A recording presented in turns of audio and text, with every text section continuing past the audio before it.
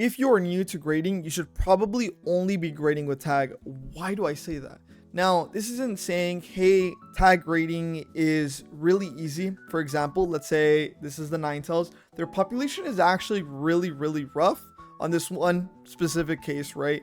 We can say there's 2,101 nines and there's 1,012 tag 10s in this Ninetales, which I just sent, by the way. So that's the only reason I'm mentioning it. And I was looking up the population for it.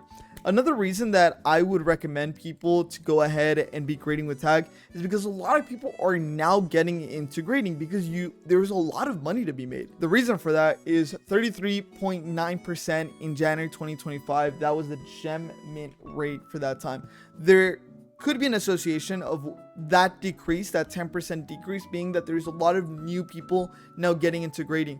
Why do I suck at grading? Why is my gem mint rate under 50%? And I hear that oddly enough at these vendor shows where a lot of people want to be professional graders, hang out, be at home, and just grading routinely. What a lot of people don't acknowledge is that they're bad at grading and they can never get better if they're grading through PSA. Now, this isn't me shilling and saying, hey, just grade with tag. Actually, long term, my goal is to do Beckett black labels. And not only that, but to also move from tag to PSA. So this isn't saying, hey, grade with tag forever. If tag eventually becomes the very big dog, right, in the situation, I will only be grading with tag. But at this moment, I'm actually losing money grading with tag, but I'm using that lost money as a way to get better at it, as well as taking advantage of how fast I'm getting the cards back. Because right now with tag, my most recent submission, I got it back in 10 days. It is crazy how fast you're getting these submissions back. In comparison to PSA, you'd have to wait 6 months or 5 months to see if your card was a 10. The issue with that is that you're not going to improve as quickly or learn as quickly if you're only grading with PSA, because the time, let's say you're a new grader, right? You will forget what you thought of a card in the span of 6 months, right? You will not remember why you sent that card in, what you thought of that card, what the damages you noticed in that card, if you noticed any damages, what you thought of the centering, and everything in between. The thing that I'm doing, and the thing that is the most important thing about being a new grader and focusing on tag, is that I am making a massive list of what is wrong with my card and the profit margin in everything. I actually took this idea from another YouTuber where he went ahead and wrote notes on every single card. The advantages of getting back a card from tag is that every single listing will tell you exactly what is wrong with the card. For example, let's go ahead and look at this Palafin. This Palafin, I got an 8. I think this was my second or third submission, but here it tells me what I missed. What I'm able to do with tag is that you can also interpret it as it being the exact same person is grading this card. It's a computer, but the computer is the exact same computer that is going to grade it every single time. Right here, you can see all these damages, right?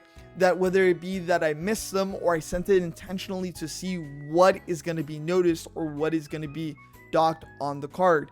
Here, I can go ahead and zoom in and you obviously notice that widening, right? This is me just being horrible at my job of pre-grading the card, but it's practice. It is easily saying, hey, this is practice. The fact that I'm able to go ahead and look back and say, oh, obviously it's going to be an 8.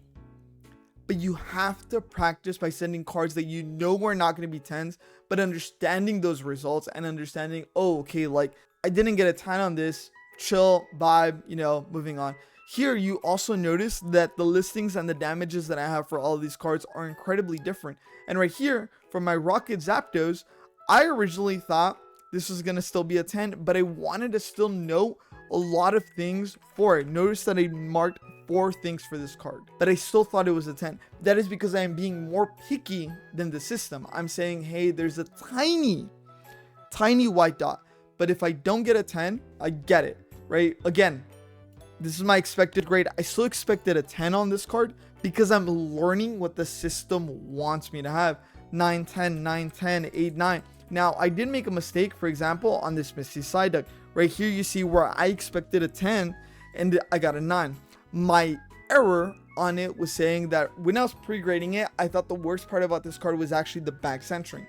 Believe it or not, I was wrong. I'm currently running auctions for a lot of my tag slabs on eBay. So if you want to cop some for $1, I don't have a lot of reviews yet. So I do need a lot of reviews to be able to keep improving and being able to keep sending cards. I don't care if I lose money. If you snag one for $1, I could give less shits about it. I just want to keep improving and optimizing my tag rating. Feel free to go to my eBay and bid on some of my slabs. A lot of these issues, I am accounting for them. I'm noticing them, but I want to see if I would get it wrong. The issue on the Missy side up was actually not the back, it was the front. The centering was off. If I go to the centering on the back, it wasn't as bad as I originally thought it was. The front was a centering that was absolutely cooked. But one of the things is, as soon as you look at it, you're like, obviously, of course, duh, right? So there's a lot of advantages to doing it the way of pre-grading and doing it with tag. A lot of people are going to go ahead and go to these comments and say, bro, but you're going to lose out on so much money. The cards are going to be worth less. Awesome. Let's do that math. It's not hard to do that math, right? I know a lot of people are going to go into these comments and say, tag is worthless. You're going to be wasting money. The thing is, you can always just force sell these by running auctions on eBay. And that's what we're going to do right now. We're going to go ahead and calculate, hey, for example, this is my latest submission, and you can see I'm getting more picky and I'm getting better at optimizing my formatting of when I'm pre-grading and stuff like that, etc. So right here, it cost me $322. I'm sending $400, right? And then $2,452 is the expected return. Let's say I got it wrong, right? Let's say only 50% of them come back 10s. Cool, awesome. Even then, $500. Okay, but what if, let's say I sell them through eBay, so you're gonna make 85%. Now again, these are PSA pricings because some of them the listings are off, or the last time that a tag card was sold is really off. Let's say you only make 75%. Even then, I will have made $200. Even then, like saying that I'm only gonna make 75%, I'm losing another 10% because it's a tag slab instead of being a PSA slab. Even then, I will have made $200 in profit. Even that's the saying that my grading is bad. This is saying that 50% of them are going to come back at 10s. If all of them come back in 10s, I even at 75%, right? I'm losing 15% from eBay and I'm losing 10% from them being tag slabs. I'm going to make $1,116 if all of them come back at 10. That is crazy. You know, even let's say 60, like another 20%, you're going to make $870 from sending 20 tag slabs, 20 cards to get graded with tag. I know some people are going to come in here and say, bro, why would you say this? This is what I've been doing. I 100% guarantee you, PSA fanboys will watch this video and say, fudge that, I'm never going to do that. And then get very bad gem rates and have a 50% or 60% gem rate with PSA. But like, the question is why? Tag and PSA have a very similar requirement on what they're looking for. All I'm trying to make the argument for is that if you want to get better at grading, I would say to use tag. If you're already proficient in grading, I would say to stay with PSA. It makes sense. I'm okay with that. I'm not going to judge you. I don't think I'm good enough at grading yet. That's why I'm still grading with tag. That's why I just sent them another submission literally today, because I still want to optimize my systems. I still want to get better, and I want to have a 19 out of 20 gem in rate. My last submission was 16 out of 19. That's crazy. That is insane. I know I'm getting better at it, but it's one of those things where I still want to get better. I still want to get better, and I want to get better. When I get a 20 out of 20, that's when I'm going to say, I'm over the moon. I'm the best ever. It's time to move to PSA, or time to start doing black labels and stuff like that. But I'm not there yet. This whole conversation is just the argument. If you're new to grading, grade with tag, because you're going to get better. It requires that when you're pre-grading, you're writing down notes on everything. Think about it in the sense of you're taking a test. During the test, you write down notes on every single answer that you're going to go ahead and do. After that, you go ahead and give the instructor your test, and then you wait 2 weeks to get your results back. Did you get the right answers?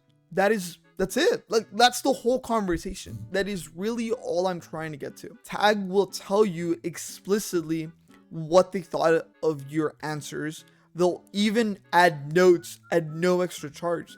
if you do this with PSA, you're asking for an instructor that is, I'm not going to say lazy, right? But it's just, they don't give you the notes back on your answers. They're just going to give you, this is your score on your test result because you did the pre-grading, you wrote down notes on what you thought about them. You know, the instructor is going to give you your test back and say thumbs up or thumbs down. That's it.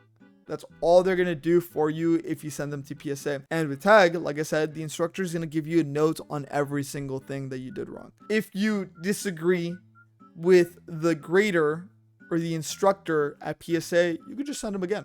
And if you disagree with the instructor with tag, I will say, because I have to add this at the end of it, I will say tag has been known for missing things, right?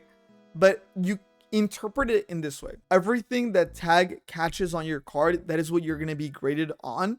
But that's what you can acknowledge of saying, oh, okay, this part was wrong. If they don't catch it, that is a fault on them. And you're like, cool, they didn't see this, or it wasn't even docked, whatever. And you can test that again to see if it gets marked or if the widening was not large enough and stuff like that. Because I will say there's things that I'm just like, I don't know if they caught that or if they just didn't dock points on that, for example. So just have that in mind, because when you send the cards to PSA, it's going to be the same situation. Sometimes they won't catch it. Sometimes they won't see the error. Sometimes they won't see the damage. The computer isn't perfect yet. Tag will not 100% of the time, but they are likely missing some damages a few times, right? And you could be, woo, they missed it. But I just want you to acknowledge that tag is not perfect yet. They obviously will miss some things on some cards, but they will tell you why they gave you that grade. If they give you a 9, they caught the dings. Overall, tag isn't perfect. A lot of my tag slabs are on eBay right now for $1 auction. So if you want to snag something, you're more than welcome to have fun with it.